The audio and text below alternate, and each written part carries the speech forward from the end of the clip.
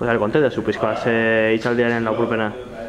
Bueno, izena jarri ziotek zehaskatik hezkuntza ez sexista ematen. Ideiadek pixkat nola ja txiki-txikitatik jaio baino lehenago, baditugun gizonezkoak eta emakumezkoek rol batzuk erantzita edo esleituta. Eta rol horien arabera hazi eta eziten gaituk gizonok alde batera eta emakumeak beste alde batera. Eta gero rol horien emaitzak ez dituko nenak izaten, gizonezko ditugun rolengatik emakumeak zapaldu egiten dizkia, emakumeak pairatu egiten ditek gure zapalkuntza. Eta nolabait gizakiak egiten gaituen horrek bereiztu bi taldetan eta elkarren aurka jarri batez ere gizonezkoak boterea dutelarik. Horren hitzaldiakin pixkan nahi hauetan aurre zaindu, edo aurre zaintzarako pauta edo argi bide batzuk eman. Zer egin dezakegu umea jaio berri danen, jaio baino lehenago, jaiotan pixkatea, haurtzaroan eta nebegabea garaian eta bar, guk zer egin dezakegun beraiekin pixkat saiesteko ohiko rol horietan erortzea eta mutikoa edo neska izan gabe betiko definiziotan arabera eraikitako pertsonalidadeak, pertsona autonomoak, eskubidedunak eta berdintzaleak. Pixkat hori izango litzateke helburua, ez? Nola zuzendoia txiki-txikitatik berdintasunerantz populazioa. Eta hori nola lortzen da? Galdera ona. Nik uste dut 3 ardatz nagusi daudela. Batek guk jasan dugun informazio okerra ez gehiago igortzea, horretarako sentsibilizazio lan egin beharra zegoen, ez? Besteat, falta izan dugun informazioa eman alizatea eta hori eramatea gizartera, bai etxean lanean hasita, baina baita ikastetxeak, zentroak, erakundeak eta umeekin inguruan edo gertu dauden pertsona guztiengana iristeko programak egiten dira, ez?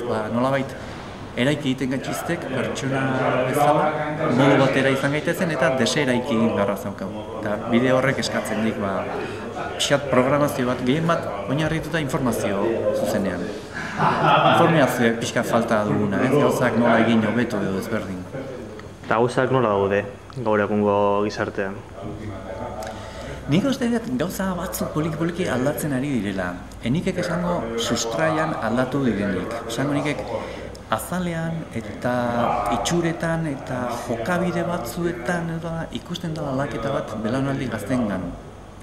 Eta hori ez dek txarra, gertatzen denarek sartzen baldin maiz azpiegituran, gizarte azpiegituran aurkitzen dugula gauzak bere horretan jarraitzen dula. Ez da hola aldaketa sakonik edo ez dala bideratu benetan gizarte errotik aldatzera.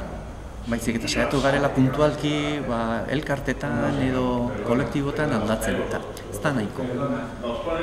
Eta zer dira eta pertsona horien erroak hain sakonak daudenak, zer dira, zertan?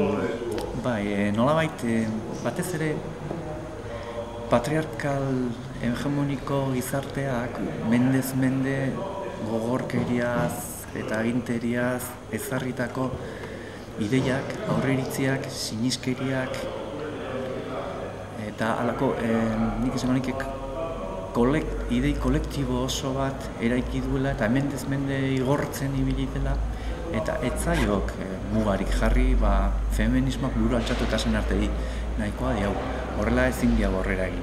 Orduan, nolabait feminismoak behartu gaitu bai gizonezkoak, baina batez ere maskulinotasun hegemonikoa plazan jartzen eta eztabaidatzen. Nora joan behar deu horrela. Hori izan da nik uste gako interesgarri bat. Esaten dute krisian gaudela gizonezkoak eta mutil gazteok. Nik etzekiat krisian gauden gu gera. Nik egin esan nikek eredu maskulinoa hori dagoela krisian. Maskulinidade tradizionala dagoela krisian. Feminismoak egin bat egin duen lanagatik, hori eskerrak.